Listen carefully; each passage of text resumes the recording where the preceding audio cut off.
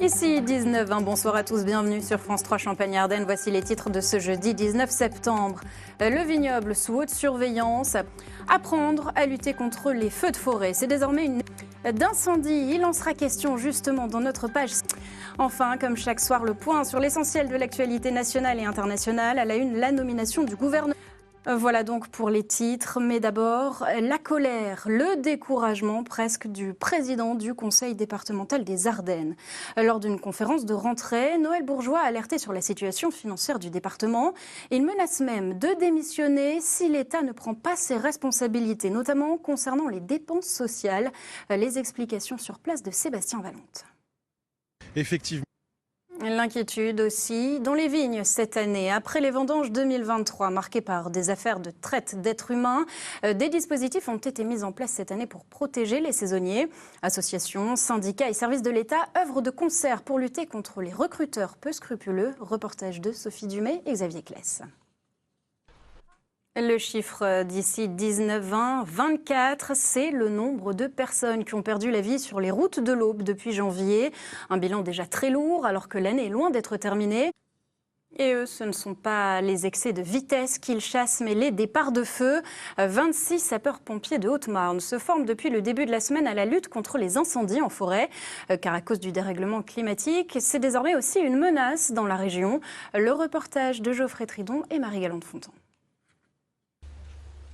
Il y a 110 ans, jour pour jour, la cathédrale de Reims était justement ravagée par les flammes.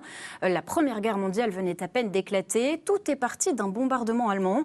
On y consacre une page spéciale ce soir et je vous laisse avec Clément Barbet qui va vous faire revivre tout cela. Et voilà donc pour cette plongée dans notre histoire qui a aussi inspiré notre dessinateur du jour, Christophe. Et on va continuer à parler patrimoine avec le dernier épisode de votre feuilleton sur ces monuments distingués par le loto du patrimoine dans la région. Ce soir, un exemple saisissant de rénovation, le château de Vaux dans l'Aube.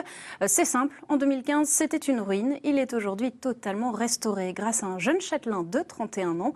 Reportage de Romain Novicki, Ophélie Perroux et Paul Claes.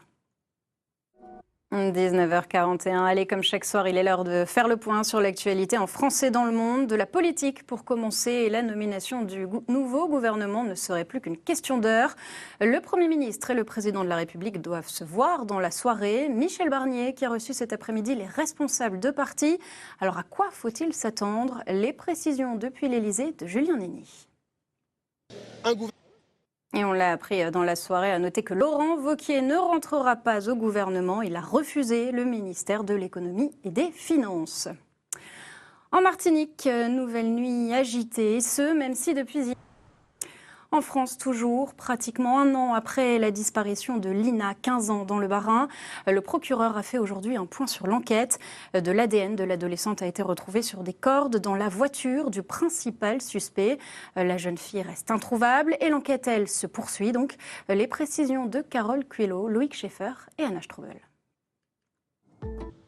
Et enfin, la situation va-t-elle s'embraser au Proche-Orient après les explosions de beepers et de talkie-walkie qui ont visé le Hezbollah au Liban?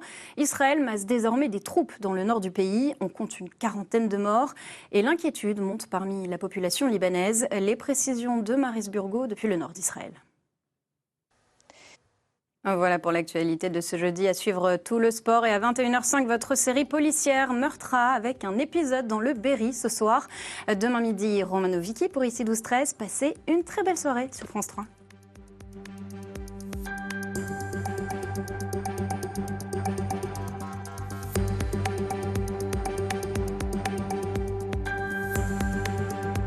Retrouvez toute l'actualité de votre région sur grandest.france3.fr et sur l'application Ici par France Bleu et France 3.